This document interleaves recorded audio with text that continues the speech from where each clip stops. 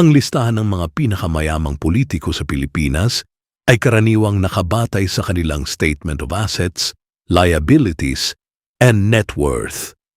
Kaya naman ay sa mga ulat ng mga prestihiyosong financial magazines tulad ng Forbes.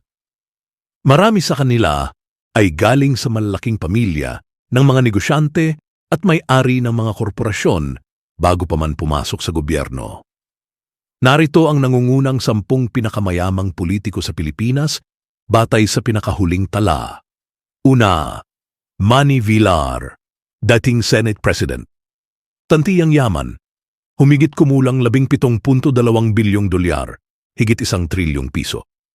Pangunahing pinagmulan, real estate, Vistaland, Camella Homes, retail, All Home, all-day supermarket.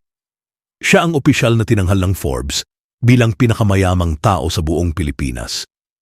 Bagamat retirado na sa aktibong serbisyo, nananatili siyang pinakamaimpluwensyang figura sa kanilang partido.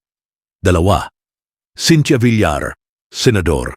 Tantiyang yaman, humigit kumulang 3.8 bilyong piso hanggang 4 na bilyong piso.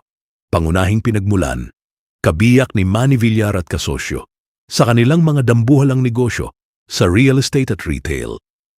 Siya ang consistent na nangunguno na bilang pinakamayamang aktibong miyembro ng Senado. 3. Manny Pacquiao, dating senador. Tantiyang yaman, 3.2 bilyong piso pangunahing pinagmulan, kinitang premyo mula sa kanyang world-class boxing career, mga endorsements, at iba't ibang personal na investment sa real estate at mga lokal na negosyo. 4. Mikey Romero, kinatawan, isa Pacman party list.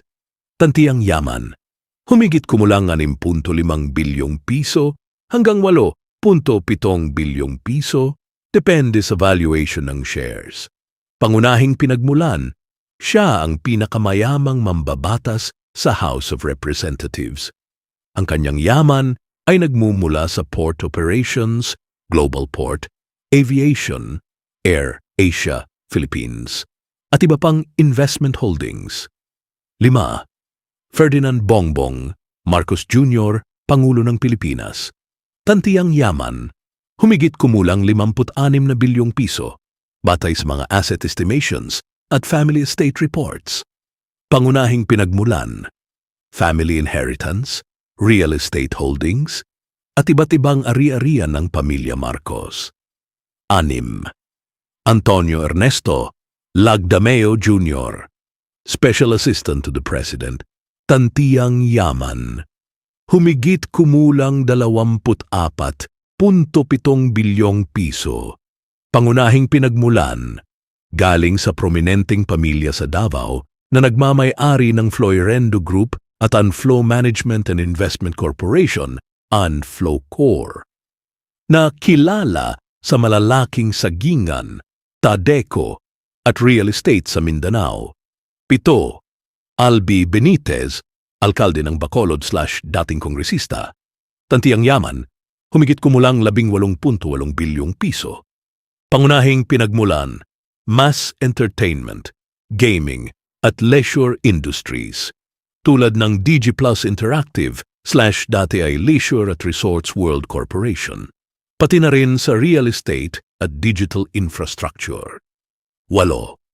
Ramon Gico Jr., Gobernador ng Pangasinan/dating kongresista. Tantiyang yaman, humigit kumulang 15 bilyong piso.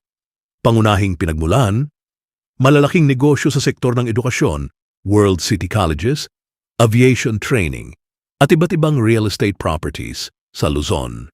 9. Martin Romualdez, kongresista, Leyte.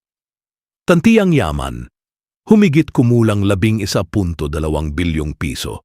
Pangunahing pinagmulan, pagmamayari ng mga kumpanya sa mass media, Philippine Collective Media Corporation, Manila Standard, at malalaking shares sa mga banking at holding firms ng pamilya Romualdez. 10. Zaldico, kinatawan, ACO Bicol Party List.